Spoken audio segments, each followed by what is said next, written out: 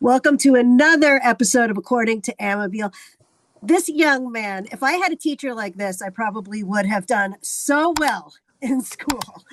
I know his students love him. We love him. We fell in love with him. He told us to never stop believing, and he brought us through a journey on American Idol. And I'm just so happy to have Daniel Stallworth joining us on According to Amabile. Just he made every song his own. And Daniel, you're just an amazing talent, and Idol's lucky to have you. Thank you so much. So many people were supporting you on your journey, and in your audition, I remember like the love your kids had for you. One little boy actually looked a little sad that you weren't going to be around. And but I think it's great that America got to see your heart and hear your voice. My father was saying the whole time that he thought you sounded like Luther Vandross. I kept saying Peebo Bryson. Wow. Then you did Peebo Bryson. I was like, you see, I'm vindicated. I was right. For sure, for sure. But I wanted to go through your journey because when you took on Don't Stop Believin in the audition, first of all, that was just so wonderful. Like, and the way you inspired the judges.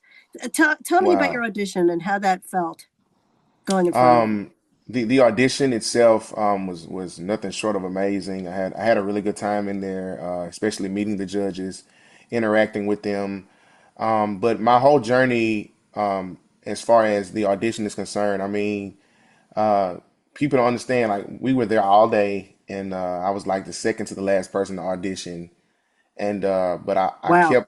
I tried my best to keep the energy of Don't Stop Believing. That I wanted that to be my whole motto for this season. Don't stop believing because I knew there were so many other gifted and talented people who were also around at the time, and I always want to keep the motto, hey, don't stop believing because I want to believe in myself because I believe that if I don't believe in myself, no one else will believe in me. I can't expect other people to believe in me if I don't believe in myself, and so um, the audition itself was like truly amazing, and I was glad I got the outcome that I was coming for. I knew you were going far from that audition. And then doing Stand By Me in Hollywood Week, Yes. another Daniel moment. You Danieled that. Yeah. I created a verb. Right, right. So tell me about Hollywood Week in Nashville because that was different this year. Yeah, yeah. Hollywood Week was also like a waiting period. Just sitting there, there were 127 people who received the golden ticket to be able to perform on Hollywood Week, and it was separated into 2 days, and so split up into 2 days. So I had to like wait until the next day to perform. I was close to the end on that as well. I loved the energy from the audience. Right? I love the entire experience being on stage in Nashville. I mean, it just felt like I was in my own concert. It was very fun, and they helped me have a lot of energy, and so it was really cool. A Daniel concert. Well, Nikki Glaser said that she would go to 22 of your concerts. Right, right, right, right. I really You enjoyed that with impressed her a as well. Swifty. Right. But then you went on to Hawaii and you sang in front of Lionel Richie, which is a bold move doing all night long and everything. But like I said, you bop around on stage. You remind me of so many other successful idols from the past, like going back to George Huff, who was always so happy Oh performing. yes, You remember him, yes, yes, 100%. but I just remembered like certain performances and everything. You were channeling like Joshua Ledet, Yeah, like yeah, wow, and yeah. you just handled that song so well. You didn't even look like you were phased to be performing in front of the industry professionals or Rolling Stone. Or were you nervous? Before getting on stage, I'm always a little nervous. But once I get on stage, everything comes down. Like I like to use like my dad said sometimes. He said sometimes he gets up and his thoughts sit down. But in this case, I got up and my nerves sat down. So I was able to get up there and try my best to execute the moment, and everything went well that night. Well, Daniel, you get people up on their feet, you get them moving, you engage the audience. Your shows are a party. I can just imagine Yes. what that's going to be like, and I can just imagine what you did with your students in class, like to Oh get them yes. move. Yes. Do you feel like your experience as a teacher got you ready for this? I think my whole journey in my life in general prepared me for my journey on American Idol. I began in church, of course, singing in the youth choir in my home church, and I believe all of that helped mold me into who I am to be ready to even compete on American Idol. And the church helped me even in my teaching career, being able to kind of command the room or demand the room, and be able to like I want my students to. My whole goal was to get them to enjoy music like I do. I want them to feel the way I feel about music and how music can change your life. And because music has a direct effect on your mind, a direct effect on your soul. Music can make you happy. It can make you sad. It can make you really hyper. Music just has that effect on everyone. So I want people, anyone, to have that same feeling about music that I have about it. Well, your spirituality definitely came through with Songs of Faith Week. Yes, yes, You yes. touched people through the TV with that. I don't know if you have any idea what you did Wow. with your performance. Wow. That's my goal. That's my goal. You really, really did. And I know Carrie loved you that week. And, Lionel, like the congregation say amen. Yes, yes.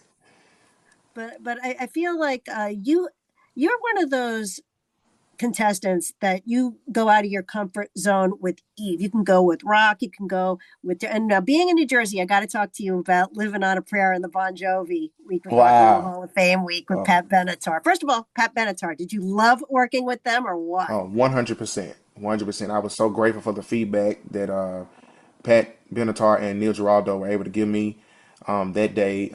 It really helped my performance. And so I'm definitely grateful for them. You kids had some good mentors. Even Kiki Palmer, her movie's coming out. I just saw the trailer for her movie, and I went Yes, to see the yes. Michael movie, which you have to see. Yes, That's I have to go see it. That's definitely on my bucket list. I'm going to see it. definitely have to see that. But what did you learn from the mentor? I mean, Jennifer Hudson, like you worked with Yes. some good people this Correct. season. Correct. With Pat and Pat Benatar and Neil Giraldo, I was able to get the constructive criticism from them to enhance my performance.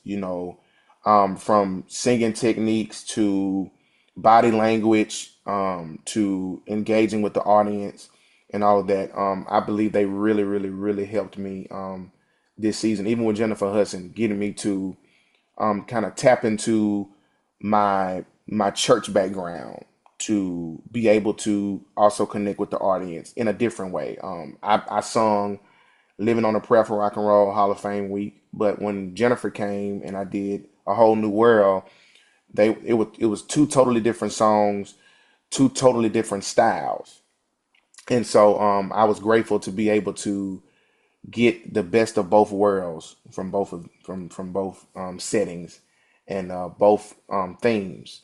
And so they both, well, they all helped me. All three of them helped me enhance my performance, and that was the goal, to be able to come out there and show something different and better, and give the people more than what I've given them the week before. So they definitely helped me. I'm grateful for all of the feedback from them.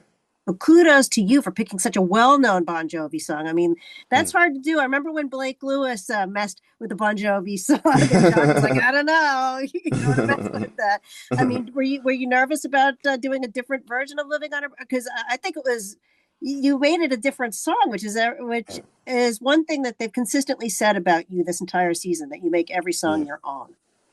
Um, when I decided to tackle Living on a Prayer, it was like, okay.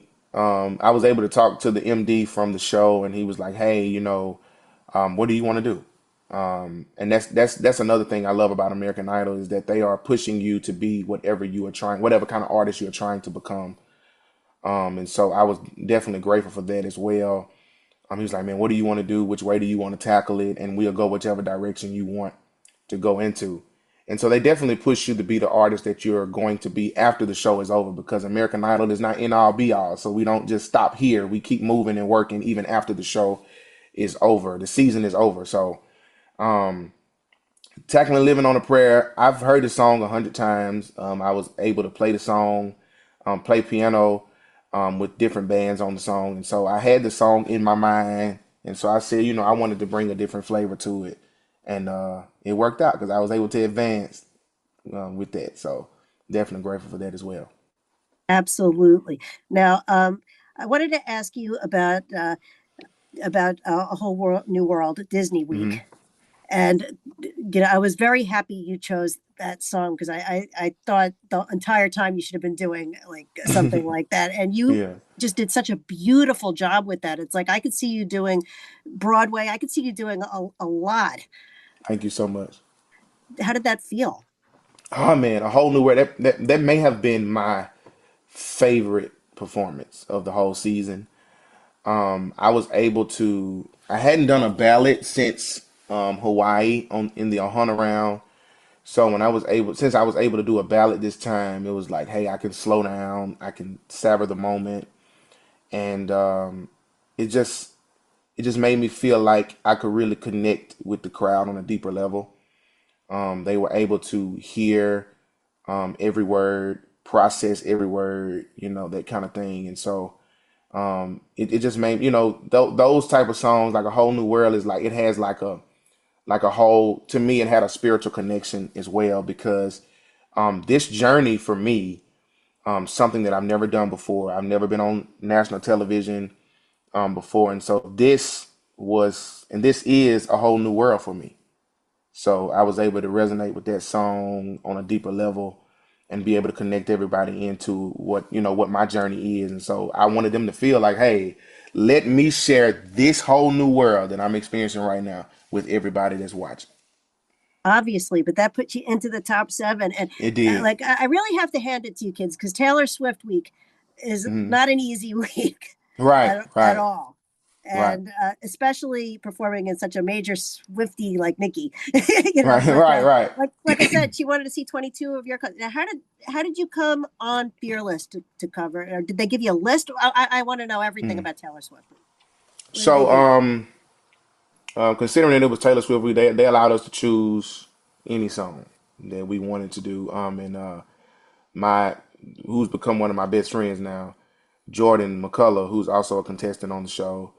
Um, Me and him were talking about it, and I said, "Hey man, I have a hard time picking a song right now." And he gave me Fearless. He was like, "I think you would like this one." And so I heard it, and I was like, "You know what?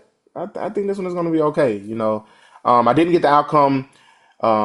I didn't get the results rather that I wanted, but I wasn't upset because I knew that I went out there to I gave my all and I gave my best. So I'm definitely grateful to Jordan as well for coming through for his brother. But with your California song, I thought you did very. I mean, you did everything I thought that I think everybody should do. You were at the piano, you got up, you walked, Yes, you yes. engaged the crowd. I mean, you Hmm. at a performance level, I thought you did very well with that. Thank you, thank you. I appreciate that. So so like now I know that. What song were you planning on doing next week if you didn't go home? Like, On Dance with the Stars, I planned on doing "Ain't No Sunshine." Yeah, ain't no oh, sunshine. Yeah. So that was the plan to do this coming Monday. But like I said, I'm not upset. I'm not upset. I'm not angry or anything. I'm grateful for the opportunity to have competed on American Idol, and I wouldn't have traded this opportunity for the world. well, I'm hoping for finale. Let's see. I'm hoping to see you duetting with somebody because I know they like to do that. I mean, we know this isn't the end for you on our television set. So, what are you hoping for with finale? With finale, I'm hoping to just really have fun. I don't have to worry about the pressure of the votes or anything like that. I can just literally get out there and perform, and so I'm excited for finale.